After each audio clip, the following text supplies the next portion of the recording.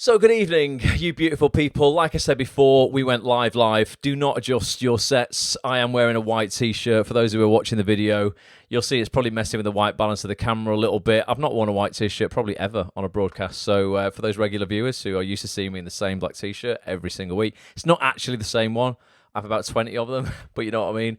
This might be a little bit different for you. It definitely affects the white balance a bit. Look, it gets a bit dark, and if I stand back, it's better, innit?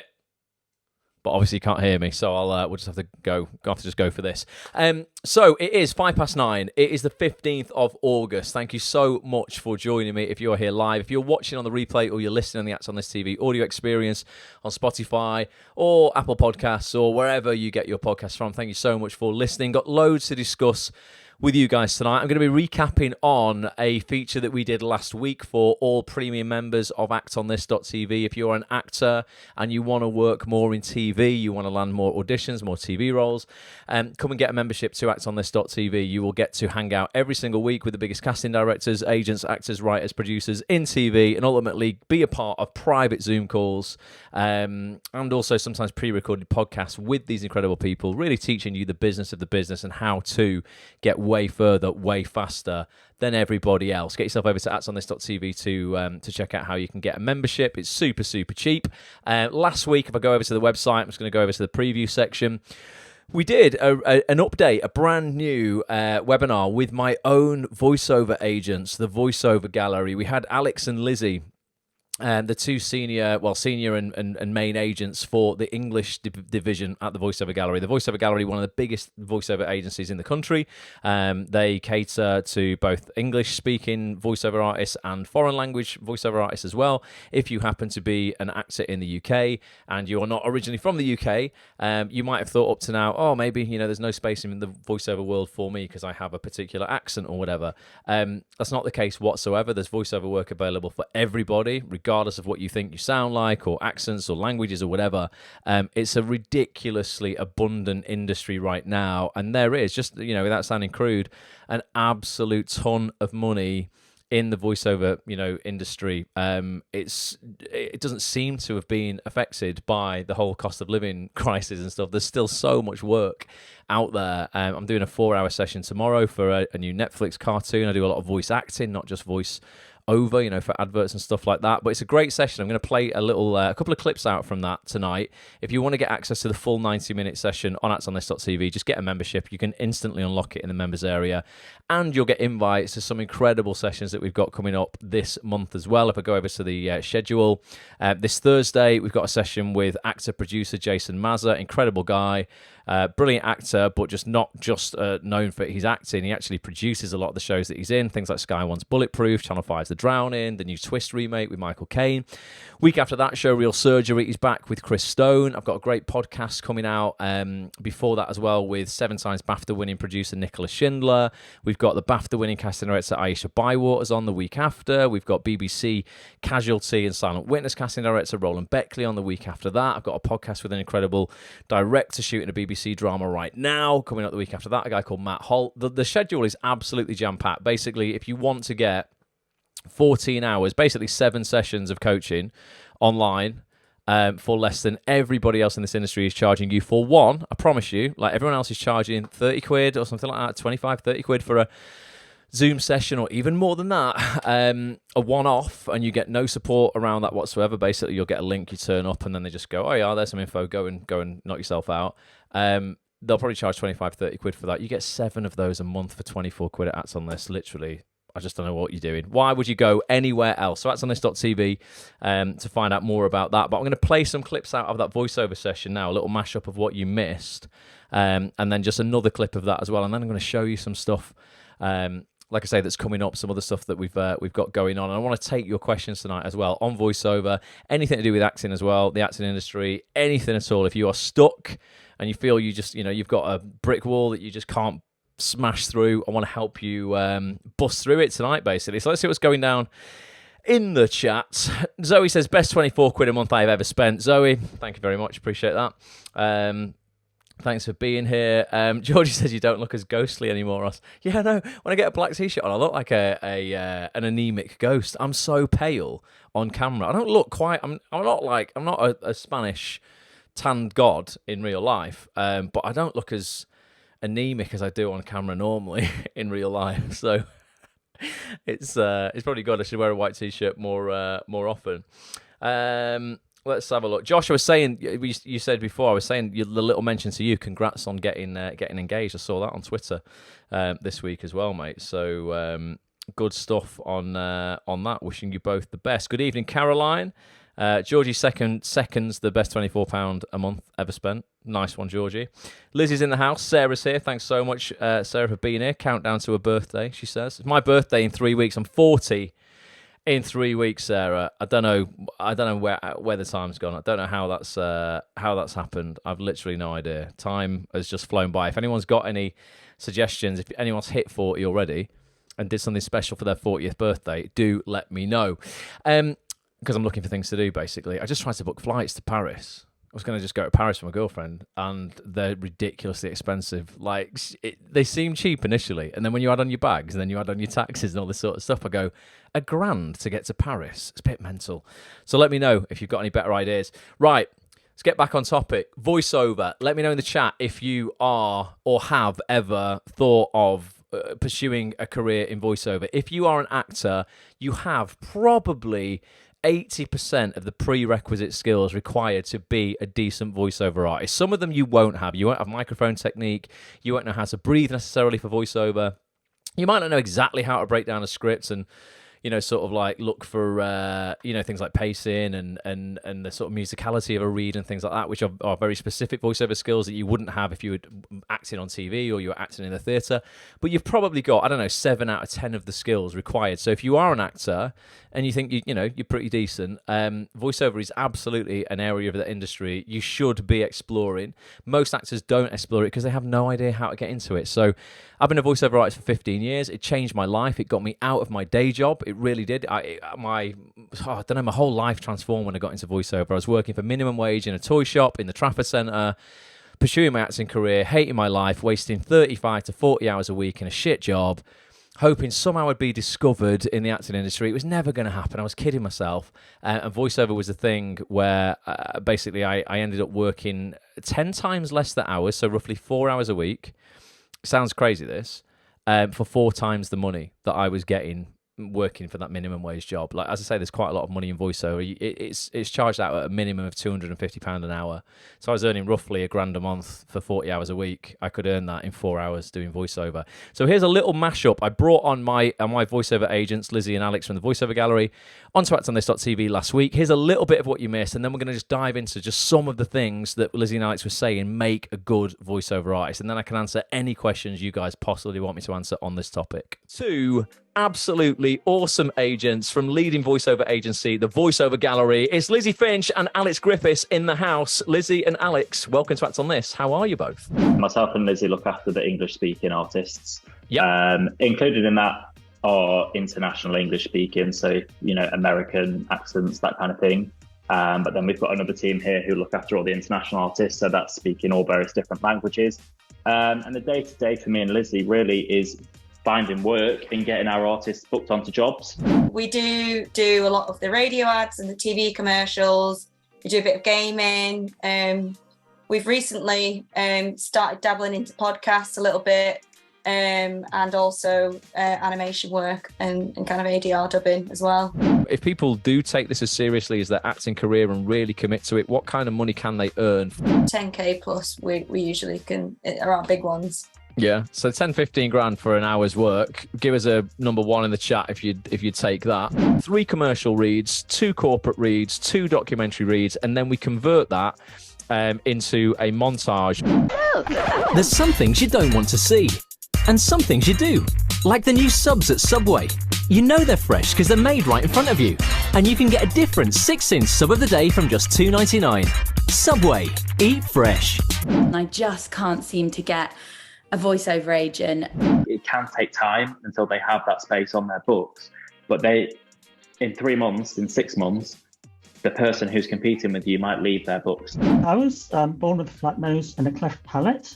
There's no barrier for anyone to get into voiceover because there are castings there that, they want all types of voices and they want to be inclusive, which is nice to see, really.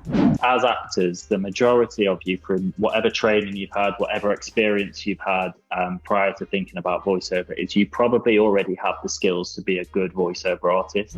I think a lot of people think that, yeah, maybe this can be a little bit of a side passion, but it really can be a full career.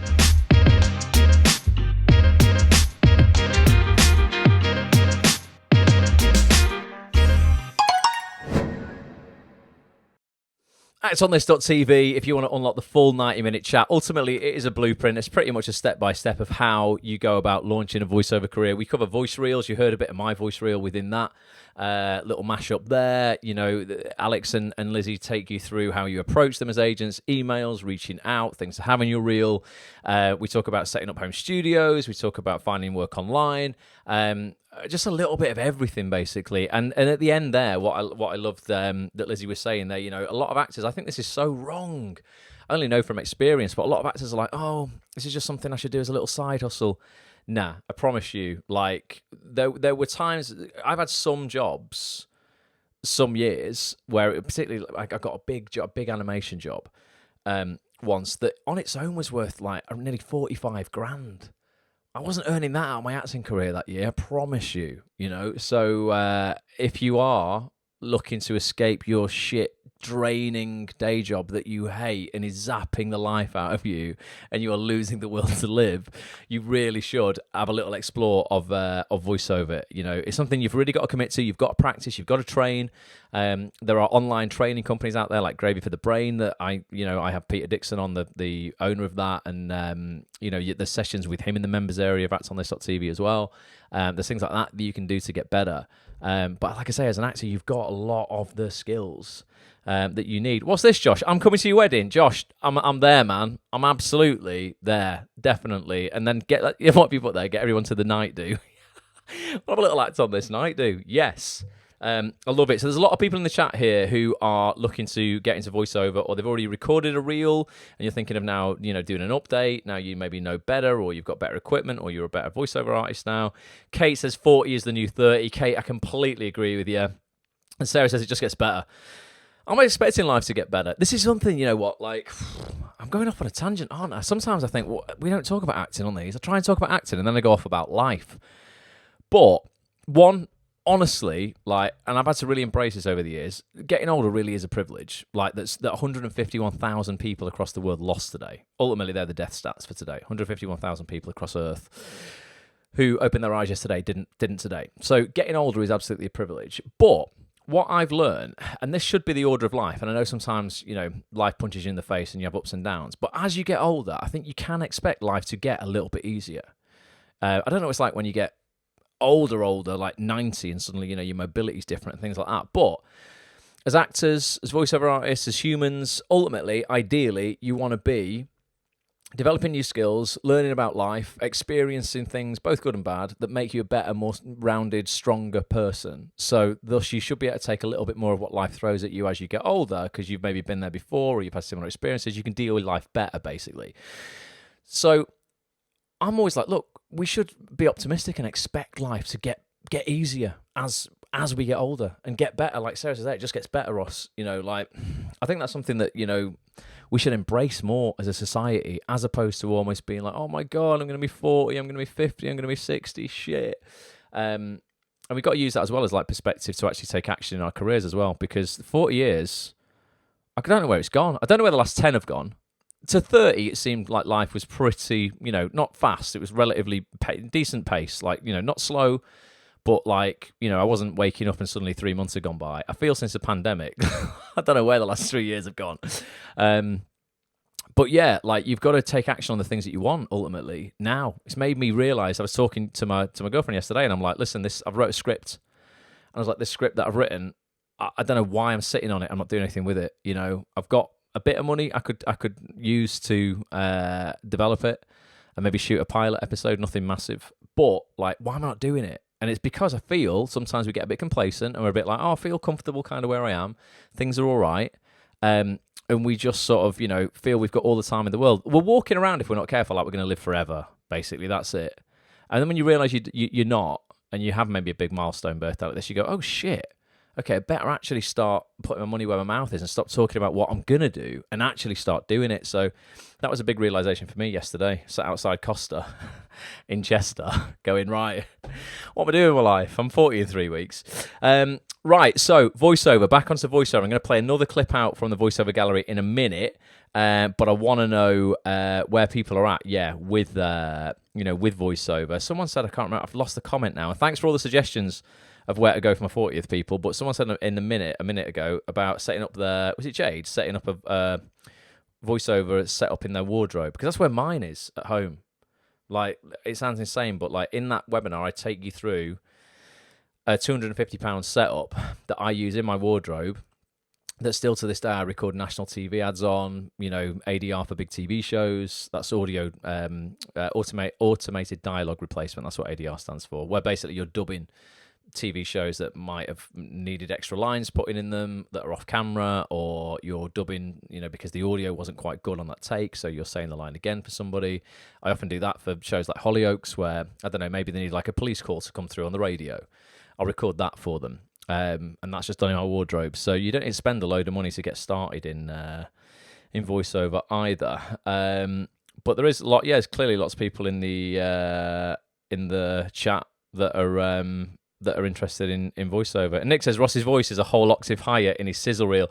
In some of the things, because my voiceover voice is not this voice. My voiceover voice is more like, in that reel it goes, it's a bit higher, isn't it? Because it's a bit more enthusiastic. I get a lot of jobs that are, I don't know, sort of like more upbeat. So it is more like, there's some things you don't want to see and some things you do. Like the new subs at Subway. You know they're fresh because they're made right in front of you. And you can get a different 6-inch sub of the day from just $2.99. Subway, eat fresh. Something like that. So it is a little bit higher, but you'll find everyone has like their voiceover voice, and it's not necessarily the same as their actual speaking voice or whatever, but there's just good work to explore in the voiceover world that I just think so many actors are just missing out on. Not because they can't do it. There's loads of actors I know, all you lot, I'm sure, are more than good enough to do it.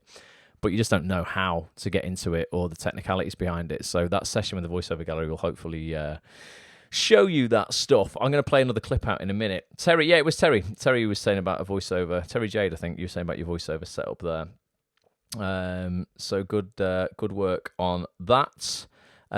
Right, I'm going to play this little clip out. So ultimately, this was I was asking the guys, Alex and Lizzie at the voiceover gallery, like what makes for a good voiceover artist, basically. And there's two sides to this, because there's the technical side in terms of like actually the actors who know how to use their voices and can deliver a script, but then there's also kind of the business side of things and the more personal side of things, which is sort of personal relationships, being a good person, being easy to work with, turning up on time, being flexible. One major thing that makes you an attractive voiceover artist is actually one of the simplest things, but can be one of the scariest things for actors, and that's making sure you're available. Which means sometimes you're like, right, okay, well, I'm not going to commit as much to my minimum wage job because I'm going to make sure that I'm available for very short notice jobs that might come up through the week from, the voiceover world. Because sometimes you'll get a call in the morning to say, listen, will you go and record this radio ad in the afternoon? And that radio ad can be worth 650, 700 quid. Now, if you're like I was in a minimum wage job at the Trafford Centre, I was earning £5.75 an hour. This was a while ago. Now, if I was committed to an 8-hour shift there was no way I could get out of it. So it's almost like I was hedging my bets, going, I'm going to make myself more available, make sure my agent knows I'm available, I'm really flexible, and hopefully when the last minute stuff comes in, which does most weeks, I'll be at the forefront of being put forward for it because all the other voiceover artists might be busy, in their day jobs or whatever. So here's just a little sort of 2-minute clip on some other things that make for a good VO artist. And let me know in the chat how many of these you think you tick off if you're here live. What makes a good voiceover artist for you guys? It's kind of like you can split this into two halves. There's the acting side, and then there's the sort of the businessy side of things. And from the acting side, you've got to know you've got to have a good voice. You've got to know how to use your voice. You've got to know how to look after your voice. You can have some jobs where you'll be in the booth for sort of 20 minutes, done. You have other jobs where you can be in there for the whole day. So you've got to know how to work with your voice and how to continuously be delivering what it is that the client wants. You've got to know how to sight read. And that's not necessarily just getting, a script in front of you.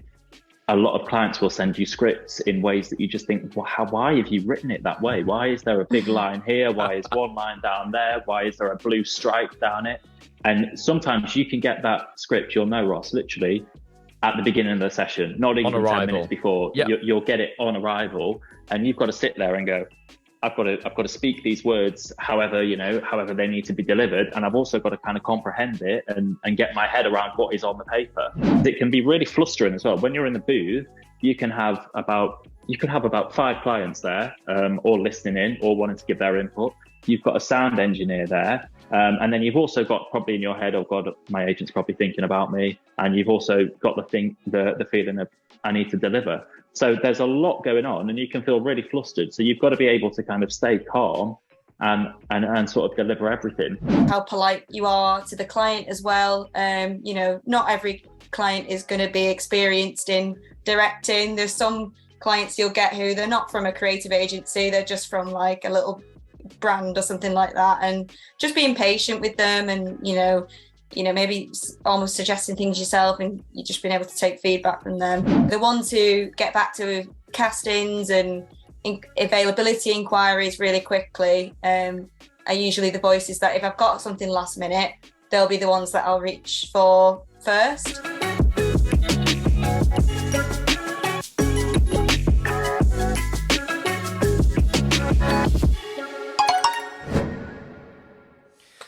Once again, at sundays.tv, get a membership if you want to unlock the full 90-minute chat with Alex and Lizzie from the Voiceover Gallery. But yeah, as I was saying there, there's like two sides to, being a rounded voiceover artist. Sometimes, and I've worked with some people, not from the Voiceover Gallery, but I've worked with some really talented voiceover artists who are just fools in the booth in terms of like rude to clients. Like they'll be asked, sometimes when you're really experienced as a voiceover artist, when you've done the read or a read that they're probably going to use for the advert or whatever.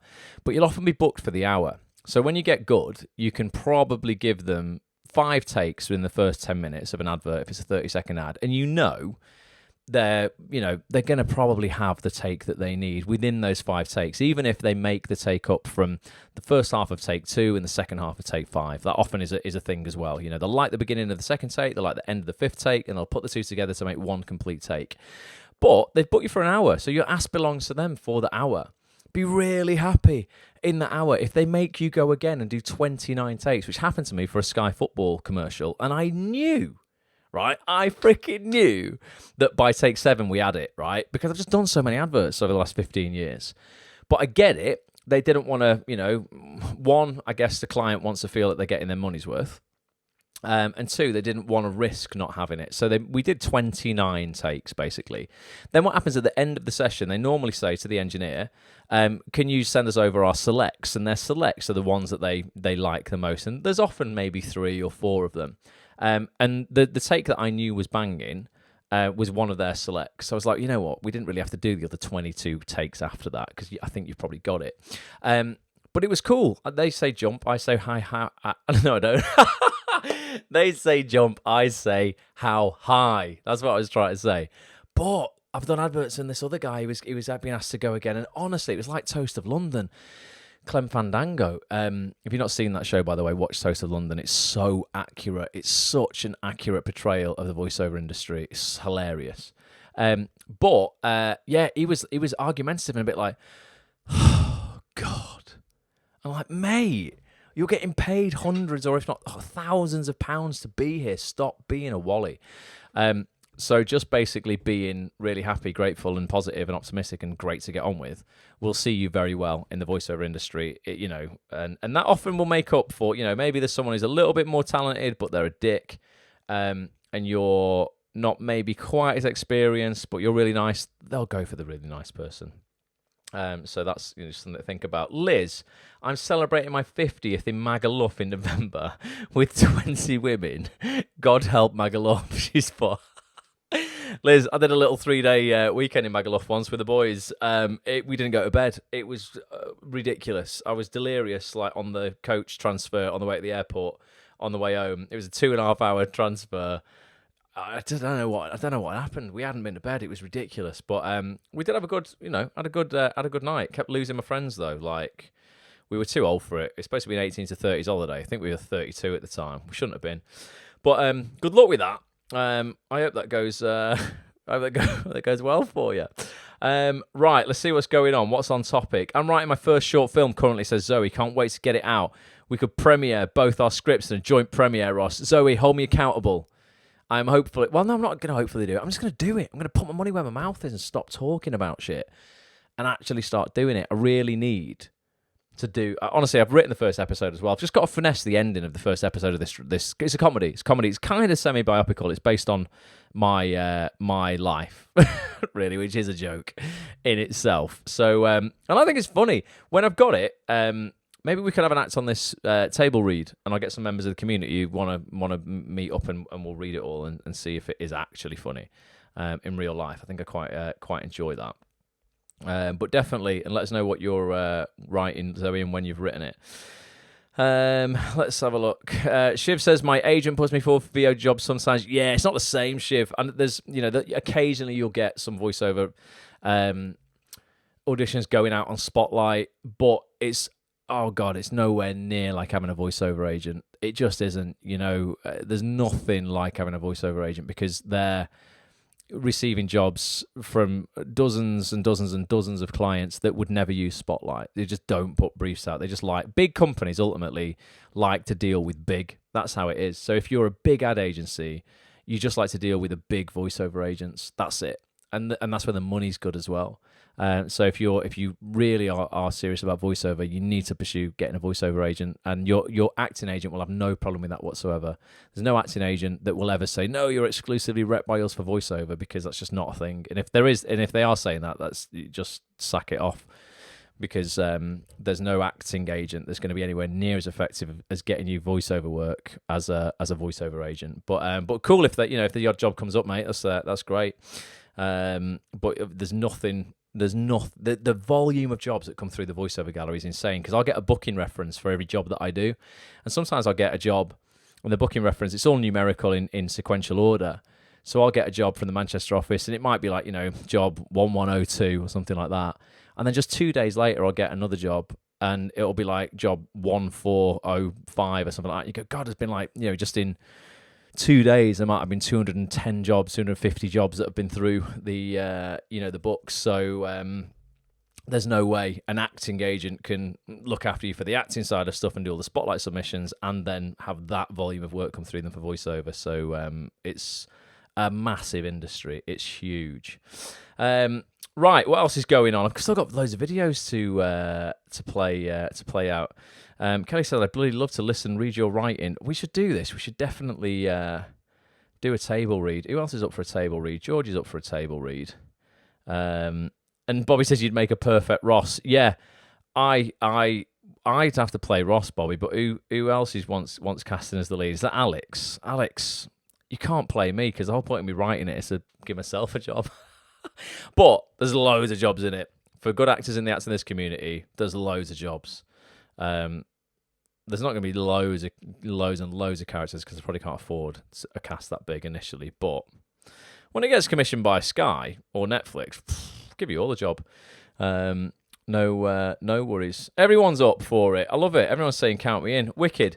Right. So what else have I got to play you? Oh, I want to play you. This is coming up this Thursday night. So let me give you a bit of background at this, because I don't want people to switch off if they think, oh, I'm a bit of a technophobe, this isn't for me or whatever. Thursday night, I'm hosting a session with an incredible actor-producer. He's been on actonthis.tv before, called Jason Mazur. He's a really great guy. He's a really talented actor, but he's a proper hustler and a businessman. And over the years, he's produced big shows for Sky and Channel 5 that he's been in as well, but he really knows the business of the business. He's produced recently some pretty decent budget films. We're talking films up to around £10 million. And he's put those kind of films together as a producer. Very well connected guy, but also on the cutting edge of a lot of technology. And something that I've got heavily involved with over the last 12 months is something called the blockchain. And you might have heard blockchain, and you might think it's got a bad name, because you'll have heard the blockchain being associated with cryptocurrency. So you might have heard of Bitcoin and Ethereum, and you might read headlines in newspapers about these markets around Bitcoin and Ethereum and how they've crashed recently and the world recession and all this sort of stuff. And it seems like a really scary space, because you're like, oh my God, like it's not really regulated and it's decentralized. So there's no government looking after the blockchain. That's the beauty of it. No one can control it in terms of there is no one sort of person who can hide anything. The blockchain, if you imagine it, is just a big ledger, really just a virtual sort of ledger in terms of a book that records transactions. So I sell something to you, it gets logged on the blockchain. I can see my wallet address. So everyone has a wallet and an address, basically a load of numbers and letters. And I can send you something, whether that is a cryptocurrency or maybe it's a digital asset. So it could be a digital picture or an MP3, a piece of music or something like that. And ultimately that transaction then gets logged on the blockchain, and everybody can see it. So you can't really hide stuff. It's going to make being dodgy a little bit harder, although you are absolutely in control of your own wallet. And because it's decentralized, there's no customer services. If you send that asset to the wrong wallet, you ain't getting it back unless that person's very kind and sends it you back.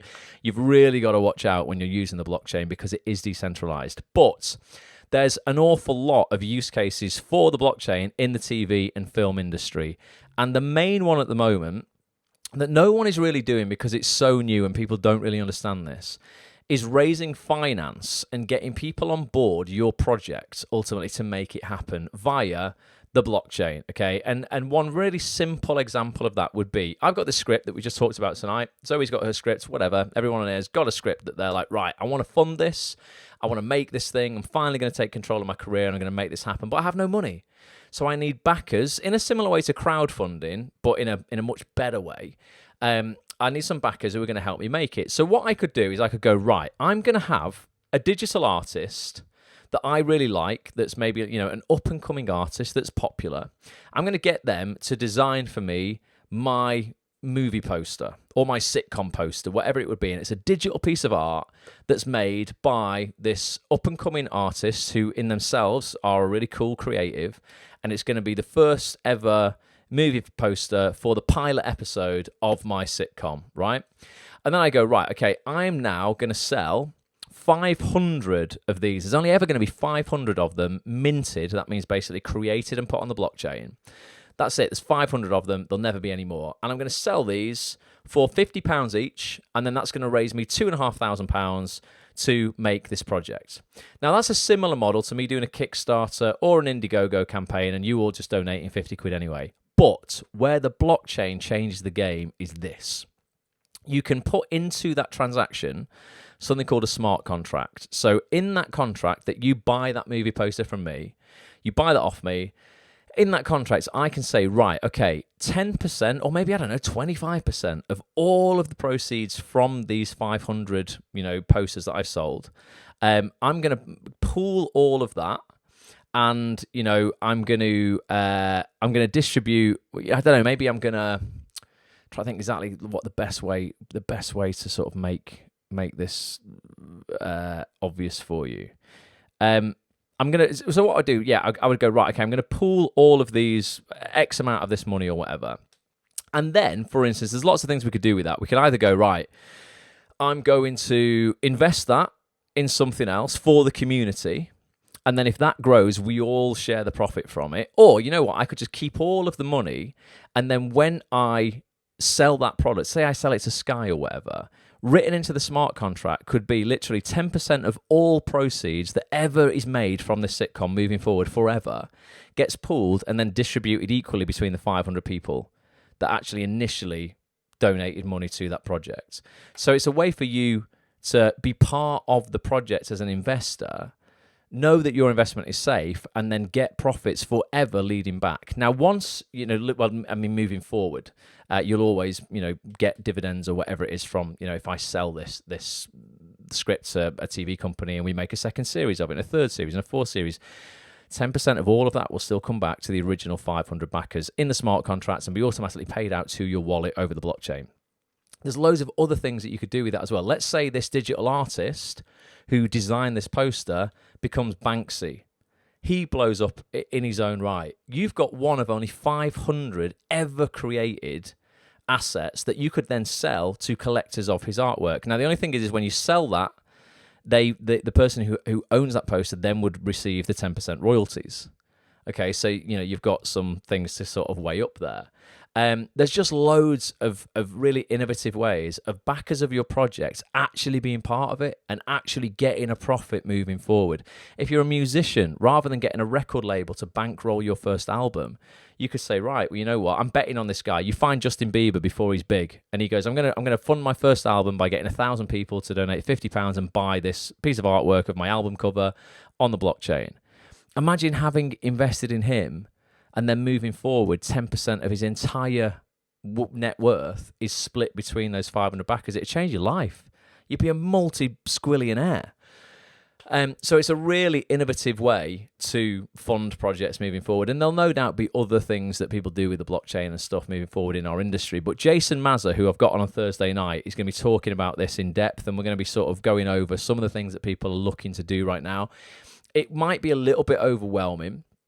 But it doesn't matter even if you're not going to use this yourself to fund a project. I just want everyone in our community to be the first people to be aware of it, because it's going to put you ahead of the curve moving forward. Just even knowing this technology exists, because I promise you, within 5 years, you will all own these digital assets. They're called NFTs, non-fungible tokens, on the blockchain. But I promise you, you will be a part of this. And there'll be people right now going, no, I'll never use that. You all said you'd never use Facebook.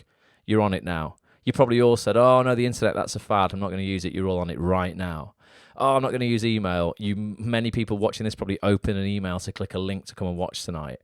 You will probably say, I'm never going to use the blockchain. I promise you will, because the world, that's just the way it is. You will have no escape from using this technology if you want to participate in the world, basically. So here's a little trailer with Jason. Here's a little bit about what we're going to be chatting about. Calling all actors looking to write, produce, and raise funding for your own projects, right? I've got an invite for you that you cannot refuse to our next actonthis.tv live mastermind session. It's taking place on Zoom on Thursday, the 18th of August at 7:30 p.m. with this legend here, actor, writer, producer, and star of so many hit TV shows, including The Drowning, Twist, and Bulletproof. It's Jason Mazur back in the house. Jason, welcome back. Thanks so much for being here. What are we going to be covering this time on Thursday night? What aren't we going to be covering, buddy? That is going to be excellent, mate. We're going to be talking about films, TV, the whole lot, what it takes to be a young actor to break through. I want to talk about blockchain technology. Don't get scared, guys. We're going to break it down, keep it really, really simple. We're going to talk about NFTs, and we're going to talk about how that can connect to acting and helping you push through in the industry. It's absolutely incredible. Honestly, yeah, if you are a technophobe, don't be, okay? Blockchain technology, I promise you, and something called NFTs, non-fungible tokens, are going to transform this industry and your career forever. It's early to the game. We're probably the only two people talking about it in the UK right now in our industry. But do join this session if you want to get ahead of the curve. I promise you, it is game-changing. If you want to get involved, get yourself over right now to actonthis.tv/live to check out how you can get involved in this session and all future sessions. We're here every single week with the biggest casting directors, agents, actors, writers, producers in the game. So actonthis.tv/live to get involved. And Jason, we've got a little bit of time now. Got 30 seconds or so.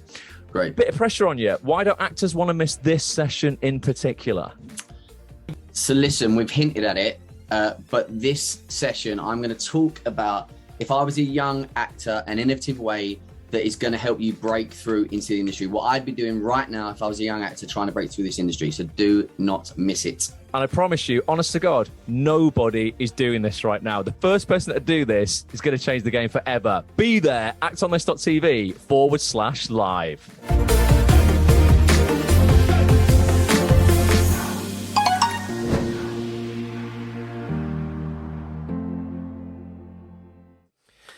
actonthis.tv/live if you want to check out the full schedule. If you're here live on the on Facebook, I think I've even put a link to actonthis.tv/live in the comments. If you're not a member, oh no, it's just actonthis.tv at the moment. But if you're not a member, head over to actonthis.tv, hit that link in the comments if you're here live and get a membership. But yeah, and Jason says there, he said it twice about young actors. Doesn't matter, forget that. Jason just says that because he's very used to mentoring, emerging talent, coming into the industry. Younger people, basically. He mentors a lot of those. But it doesn't matter what age you are. This stuff absolutely applies. If you're 17 or 77, it doesn't matter. The stuff we're going to be talking about, it just will absolutely be a huge part of the industry moving forward. So I just want people to be aware of it. Like I say, don't be overwhelmed and think, I've got to go away and create an NFT project. No, you don't. I just want you to actually sort of know the lingo, know the language, know a bit about how it works. It's very early days, but it will absolutely become bigger and bigger and bigger within our industry. So if you know about it now, you can, you can sort of like, I don't know, you're just going to set yourself up to be in a position to utilize it moving forward and just know a lot more about it than most of the people in the industry. Right, so what else have I got to talk about? I've still got quite a bit. It's 14 minutes to 10. We've only got 14 minutes left. I've got 2 other videos to play out, but let's just have a chat for a minute.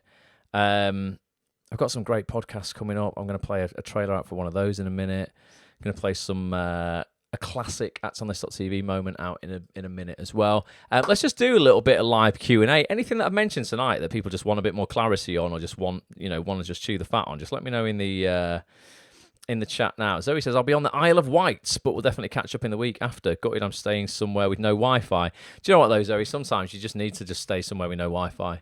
And just have a little week off. I had a week off at the start of July. It was beautiful. Went to Malta.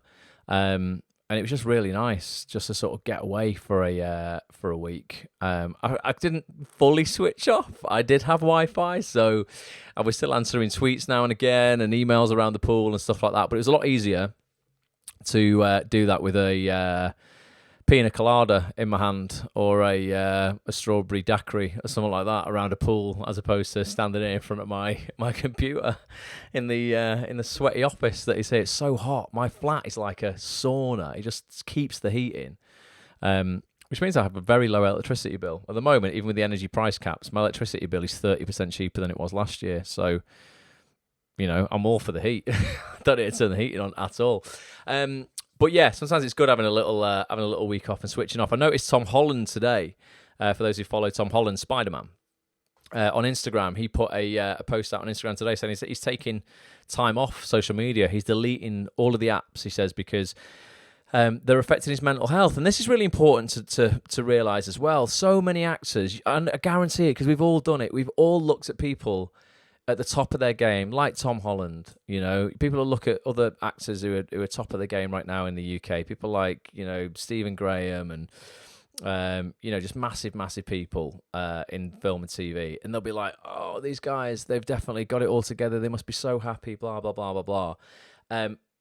And then you just, you see a message like that from Tom today, and you're like, look, you're Spider-Man, you've got millions of dollars in the bank, he's super young, he could have anything that he wants, and he's like, look, I need to take time out because it's screwing me up. I go down these rabbit holes, people are writing nasty things about me, I take it personally, and most people would be like, oh, when you've got all that money in the bank, you can just rise above that. Money will not make you happy if certain things in your life are not right, so everybody needs to just be aware of that. And if you're comparing yourself and your career right now and you're feeling like shit because you're like, oh, it seems like everyone else is working except me.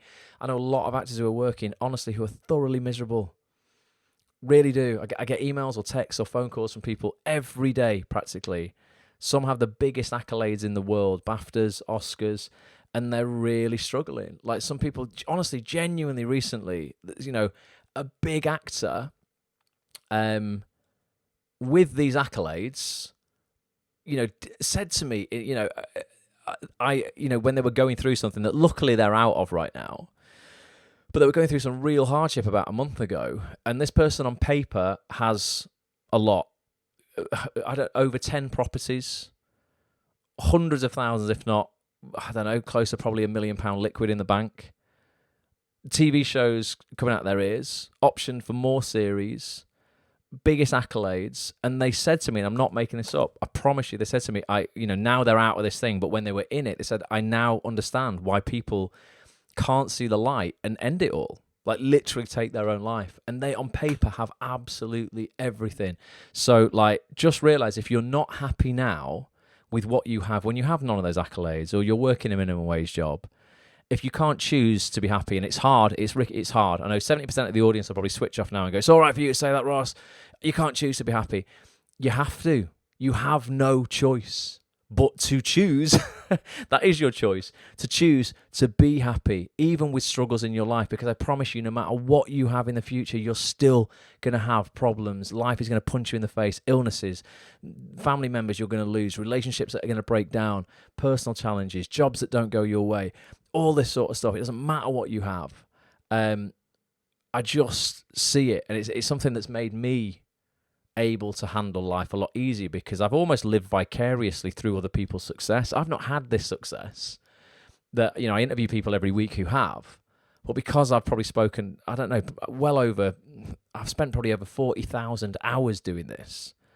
I can tell you, I just know now it is true that nothing in our industry will bring you happiness if you cannot be happy with what you already have when you don't have that much. And there is something even in the climb that is exciting. And there's a lot of actors that I know, and just people who are successful anyway, who say arguably they were a little bit happier on the climb up when they were beginning to win and they were building their career than when they have it now. Because it's almost sort of like, a lot of that initial fight is kind of gone. They've made it. And that's why a lot of people want to set up new companies or do completely different ventures, because it's like, well, I've kind of fulfilled what I thought was going to make me really happy in this industry, and it's not. So I'm going to move on to something else and find that fight again within me. But yeah, I don't know how I got onto that. I think it's just you saying you were I don't know, Wi-Fi, Zoe. But yeah, it really is a thing. I honestly speak to so many people who have what so many people on here are going to think will make them happy, and they're not happy. So all about perspective, definitely. Right, let's see what's going on comment-wise, and then we're going to play a couple of other clips out. Nick says NFTs have a bad rep right now because of pump and dump schemes. Yeah, but I mean that's just everything. So the thing is, every time a new technology comes about, there's going to be bad actors. I don't mean actors, I mean bad people taking bad actions within any industry. There has been forever. There's bad people offline, there's bad people online. But yeah, in terms of the blockchain technology and NFTs as a concept are game changing with the way that the way that they can change the way we transact between us. Kelly says, sorry for my silence past 6 months. I've been busy getting pregnant. Is that panicking about what the hell is going to happen to my career between now and 2040? Any job in actors, mums and dads, please slip into my DMs on Twitter, Kelly S. Griffiths, and tell me everything's going to be okay. I promise you everything's going to be okay, Kelly. You're going to unlock emotional intelligence that is impossible to gain through any other way by having a family of your own, and you're going to bring that into your work. So actually having a child is not taking time out of the industry. It's basically becoming more emotionally rich, and you're going to put that into your work. And you can have 2 years or 3 years getting a child to a point where you've spent quality time with them, and they're sort of a little easier to deal with. And then you can start your career back part-time if you want, or if you're lucky enough to have support around you so you can go back after a year, you can. I know lots of people have done it in many different ways, but the only thing they've told me is how much better it's made their life. Honestly, don't worry about it. Just don't worry about it. You're so freaking young as well. You've got so much time on the clock. But yeah, it'll open up parts of your emotional mastery that you cannot experience any other way, and that's what's great about being an actor. Having good and bad experiences in your life, wins and losses, makes you such a better actor because you've got so much more to draw on emotionally. And that's what our job is. It's the only tool you have, really, is emotions, and it's being in control of your emotions, not allowing your emotions to control you. That's where the mastery kind of comes in. So embrace it. God, yeah, honestly, incredible. You're going to go on the ride of your life. So you're not even having time out in my eyes. I just think you're going away on an emotional workshop. You're basically doing a really intense workshop for the next 2 years of your life, and you're going to come back to the acting industry, ready to crush it. Let's have a look. What actually is Bitcoin, says Zoe. We can talk a little bit about that on Thursday night with Jason. It's ultimately just a token that is traded on the blockchain that you buy with real money, and then you trade it on the blockchain, with other people. And so it has a real world value. That real world value fluctuates up and down on a daily basis, like the stock market does and other currencies do, but it's a lot more volatile than the Great British Pound or the US dollar. Bitcoin can fall 20% in a day, whereas most coins, most other currencies might go up 0.5% in a day, or they might fall 1%, and that's like a big drop. Whereas the crypto world, currencies can the main currencies, the legitimate ones, Ethereum and Bitcoin, can really go up and down. Some of the more unknown cryptocurrencies, the higher risk ones, can literally go bang or bust in a day. So it's a very interesting space, shall we say, but never ever invest money you are not prepared to lose 100%. But it's an incredible space. The UK will have its own digital currency. It's actually going to start beta testing it in 2023. That will all be done on the blockchain. You will be transacting in digital cryptocurrencies moving forward. You'll be paid with cryptocurrency. You'll buy things with cryptocurrency. It will act exactly the same as normal currencies. But we will have our own. The Bank of England is currently, ready to beta test that. You can read it on the Bank of England's website right now. They're not hiding it. It's a real thing. Let's have a look. Terry said, I'd love to look at different streams of income as an actor. That's something that we could do as a separate sort of Zoom session on Acts on This. I've just had businesses my entire life. I've always had a side hustle or multiple side hustles that I've always been running literally since I was 7. And I had a tuck shop at school, and then I had a joke shop at school, and got to be out on golf courses finding golf balls and selling them back to the golfers, and then obviously you get real jobs and you set up real businesses. But yeah, my whole life I've sort of had side hustles and stuff. We could definitely look at side hustles for actors. The thing is kind of like so many actors just like go, the problem is this, Terry. Most actors I meet say, the only thing that makes me happy is acting, and that's the only thing I want to do. And I go, would you like money? And they're like, yeah. Does it make you happy? Yeah. Right. Okay. In that case, you need to like something else and not just acting. Because, anything that you're doing, if you find a business or you've got a business, maybe you can make candles, or you're good at cupcakes, or you can make little wooden placemats, or I don't know, God, whatever it is, that's still creative that you enjoy. With shops like Etsy and stuff like that, where you can sell online so easily and seamlessly, I'm like, every actor should have their side hustle that I promise you, if you actually just spend a bit of time learning about marketing, and they'll say, but I don't like it. Well, I'm going to go, would you want to be poor for the rest of your life then? You've got to learn about marketing. You spend 2 days and you can learn the basics, basically, of Facebook advertising and things like that. And I promise you, most actors, if you make something that's cool, there's a bit of an impulse purchase anywhere between sort of, 10 and 15 pounds, a little candle or something like that. You could easily per week make the money you're making in your minimum wage job by spending time at home, having a nicer time. Promise you just could. So we can maybe look at a session. I'll bring somebody on. Got lots of friends who teach actors on, not just actors, actually, people entrepreneurship. But the big downfall of most actors is they go, oh, I'm not interested in it. I don't want to do that. So I'm like, so then they go and work in a restaurant. And I'm like, well, surely, I don't care if you don't like business, there's going to be something in your life that you like doing more that you could earn money out of as a side business than working in a restaurant. So sometimes you just got to suck it up. Just go, look, if you want money, you're going to have to do something sometimes that you just don't love.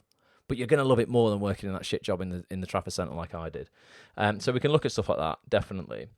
Sally says, who are you planning on contacting for the comedy you've written? Maybe Nicola Schindler. So Nicola doesn't really do comedy, Sally Ann.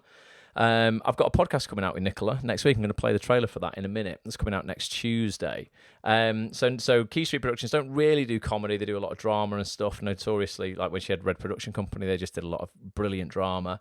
But it would be more. There's certain there's people I know, producers who work on schemes with Netflix and Amazon Prime to develop scripts. I did have a meeting with Sky once as well about a different script that I wrote that I would like to revisit, and not that script. I'd like to revisit the people that I saw there to see if they would look at that again for me. But yeah, it would be about developing it. Ideally with a streamer. And I know that's it's big, innit? Big thinking, but I'm like, come on. I know enough people in this industry now to get advice, I think, on making something like that happen. At least getting a couple of meetings with people. I'm sure the people I know now could make that happen. And then it's about learning from them, because I honestly know very little about how that works. But Jason, who's coming on Thursday, he's somebody I'm sure who could help me with that as well, because he's developed shows and had them made, and he's been in them. He's a great guy to talk about that too. So we're going to cover some of that on Thursday night as well. Definitely. Nick says, never forget the quote. Oh, that's a controversial quote, Nick. The only people who think money makes you happy don't have any. Yeah. Well, no, that's not controversial at all. Actually, that's true. I don't have an absolute ton, but I have a lot more than I had when I worked at Game in the Trafford Centre, and it doesn't stop me having problems on a daily basis that make me go, oh, fuck, I can't be bothered with this again. oh God, I've got to get out of bed and do that.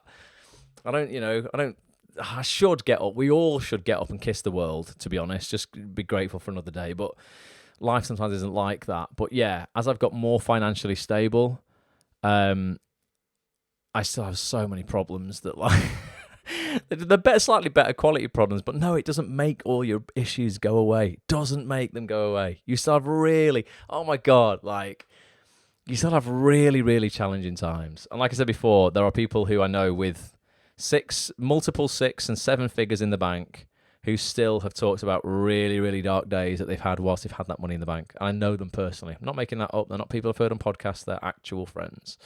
So no, you can't have all your happiness wrapped up in a figure, because as soon as you reach that figure, you want more anyway. I know people who go, oh, I'll be really happy if I just had $5,000 in the bank, and then they get $5,000 and they go, oh no, I don't know, maybe 10. I think I'd be a bit happier if I had 10. And then they get 20 and like, oh, I don't know, I just think if I had 50 in the bank, I'd feel safer. It's always chasing that horizon, isn't it? People always move the goalposts. Right, okay, I've overcooked it because we're at 10 o'clock already, but I've got 2 more pieces of video to play out. This is a podcast, speaking of Nicola Schindler. Nicola's a 7 times BAFTA-winning producer. She owns a production company with ITV Studios now called Key Street Productions. Their first drama called Nolly, written by Russell T Davies, will be out early next year. It stars Helena Bonham Carter. It's a brilliant show. I was at the read-through for that. Superb. I asked Nicola there, I said, listen, will you do a podcast with me talking about the business of the business and how drama, big high-end drama, is made, how you cast it, your input as an exec producer in the casting process, all these kind of things that I've never had a chance to ask anybody nearly as successful as Nicola. I went to Nicola's office. She gave me 60 minutes very kindly. Here's a little bit of what's dropping next Thursday. I think it's the 23rd of August. So Nicola Schindler, welcome to actonthis.tv. Thank you so much for having us here in the offices at Key Street Productions. As actors, we get scripts when they're at the audition process. We see none of the pre-production. Mm-hmm. We've no idea how stuff even gets made. We've no idea how stuff gets funded. So let's just start then with the first production for Key Street Productions, brand new production company, Nolly, written by Russell T Davies, stars Helena Bonham Carter. The read-through was wicked. I can't wait to see it come out on TV. Like, what's the process been like for you? Now you've wrapped on it. Well, we think we've got what we wanted, but until we see the first cut, which is tomorrow, the first cut of episode 1, we see tomorrow, wow. Then you never absolutely know. Red Production Company, your first production company. Yeah. Started in 1998, I believe.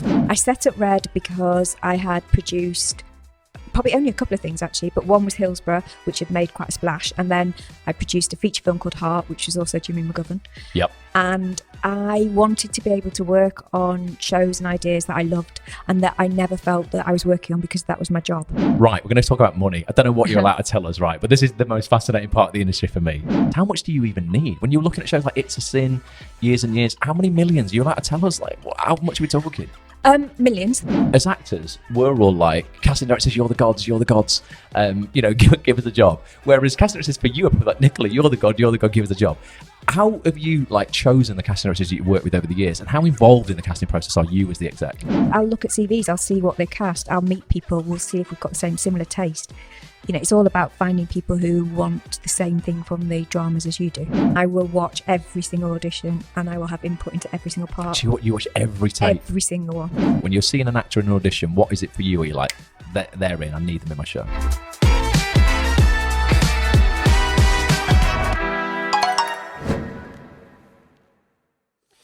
actonthis.tv from the 23rd of August. That's going to be there for you guys. Nicola's just wicked. She's so nice. She's so down to earth. She's super ridiculously successful and a bit of a genius, really, to produce the dramas that she has. We're talking things like It's a Sin, Years and Years, Happy Valley, Scott and Bailey, Last Tango in Halifax, Queer as Folk. Just massive stuff over the years. And it's just a really lovely, open, honest chat. And it was great being in the offices at Key Street. There's such exciting projects going down within those offices. So there's going to be loads of projects moving forward that I know every actor watching it is going to want to audition for. We talk about the casting directors Nicola uses. We talk about why she chooses them. We talk about the tapes. Like I said, she said in that trailer there, every audition, no matter how big it is, you might have one line in it to the lead actor. She watches every single audition as the exec producer. And I know a lot of people would be like, they wouldn't expect that. They'd expect there to be some sort of filtering process going on, before that. But no, Nicola's like, look, I want to be completely hands-on. And I want to watch everything. So that's out on the 23rd. And we're going to wrap it up, guys. It's 4 minutes past 10, but I've got one more piece of content to play out. And this is just because I've had a few actors get in touch with me. I get about 10, 12 emails a day from actors, generally with a problem. And I try my best to send them an email back that sort of like solves that problem, or at least, helps them to keep going. And I've had quite a lot of people these days talking about sort of the fear of posting things online, for fear of trolls, for fear of getting shit off people they don't know, or maybe they've had a bad comment on something. And I look back through the micro content that I've created over the last 12 months with Petch, and there's a piece of content with Erin Shanahan. She's a great actress. You'll know her from The Bay, ITV's The Bay. And I think, Zoe, this is a question you asked her. Zoe's here live tonight. I think you might be in this, where you were just talking about, like, dealing with online sort of negativity, because there's a fucking load of it. It does my head in how much whinging there is on Twitter, like just about life and everything in general. Stop watching the news. Stop sort of like dwelling on the shit that's out there right now, because there's loads of it, right? The news has got such a power over us about just feeding us negative headline after negative headline after negative headline after negative headline. And if you're not careful, you think that there's just negativity in the world. Like, we don't need to argue for negativity or make negativity louder. It's really easy. It's out there. It's everywhere. But there's so much more positivity. There really is. Even in today's climate, where it's all kicking off all around the world. We've got a bit of an economic crisis, all this stuff. I promise you, there's still inherently more good in the world than bad. There really is. Even with what's going on, Putin, threat of this, that, and the other. We've had nuclear weapons for what? Since, I don't know, when was it?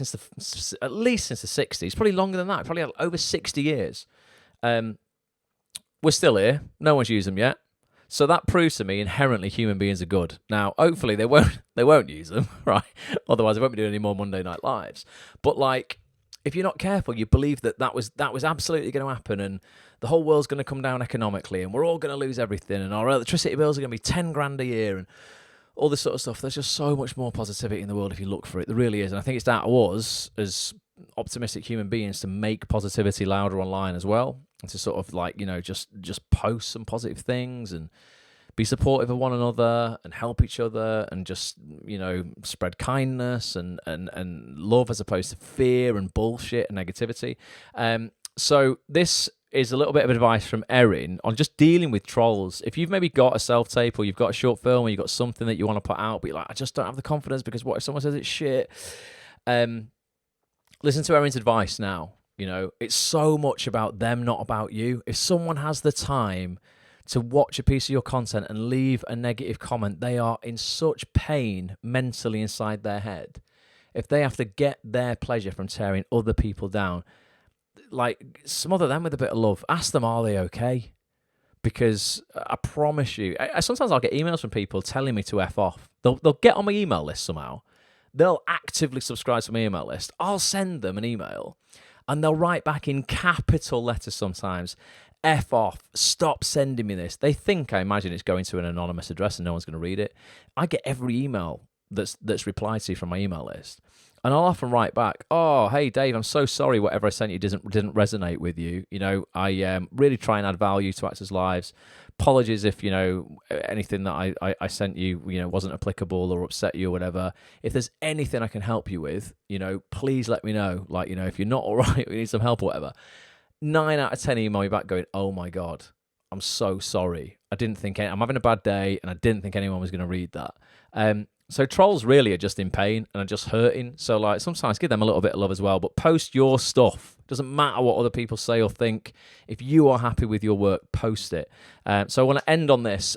Please come and join us. If you're not a member of ActsOnThis.tv, get a membership. Try the site out for just 1 month. I promise you will not want to leave. The amount of tweets that I get from people saying, just sign up to Acts on This, binged, all this content in a day, learnt more in a day than I learned 3 years at drama school. Can't believe I didn't join before this. That's real. Go to Acts on This' Twitter or Instagram. Like, I retweet things like that and post on Instagram all the comments that I get like that. It's common. Okay, so if you've been sat on the fence, get a membership for a month. If you don't like it, email me. If you get it a month, if you listen to this and you get a month's membership and you honestly think it's shit, email me and I'll give you your money back. Like, I believe in it that much. Honestly, I'm not bothered. Like, because I just know you won't. But try it out if you've been sat on the fence. Try and join me on Thursday night if you can with Jason. I've got the podcast with Nicola coming out the week after that. ActsOnThis.tv/live for full details of all the other live calls coming up. And this is Erin Shanahan on how to deal with dickheads online. Love to you all. Thank you for being here. Really appreciate it. Thanks for all the suggestions on my 40th, and I'll catch up with you soon, all right? Until next time, bye for now. How do you deal with negativity in the industry, and kind of when you have negative comments or you see negativity, how do you kind of pick yourself back up again and be like, no, I am going to do this no matter what anyone else is telling me? I think age has a lot to do with that. The older you get, if you're lucky, you love yourself a bit more and you like yourself a bit more and the person you are. I don't like bullies, I don't like mean people. And so my gift to me as an adult is I don't fucking take any shit. And, you know, I couldn't give that gift to myself as a kid because I was so insecure and little, and if someone was mean to me, it was, oh my God, you know, it really, really wounded me. So yeah, my gift to me is I'm older and I know the problem is with them, not with me. Mm-hmm. And if someone has something negative to say, if it isn't constructive, then it's for them, not for me. And I know that sounds sort of very, you know, namaste, but that's just from making the same mistakes over and over and over and realising, going, oh, it's their issue, not mine. Yes. You know, they have the problem. If they want to say something horrible, and I mean, Twitter is hilarious. Like when the Bay was on, we would all be on it like, what? And people would come on and be like, I don't like you and I think you're a shit actor. And you'd be like, okay, thank you, have a nice day. Mwah. It's so weird how people they just want someone to talk to. They're lonely, I think, a lot of people. They put out this horrible stuff because someone will quite often engage with them. And I did it a few times when I went, are you okay? And they were like, oh, sorry, I didn't think you'd read it. And I'm like, well, you did at me, so I did read it. But yes, darling, how do I deal with it? I think about it. I think, is there any substance to it? Is there any truth to it? Is there something maybe I've done or I could improve on? I like to think I'm self-aware and level-headed. If there is no substance or context or truth to it, then that's for them and not for me.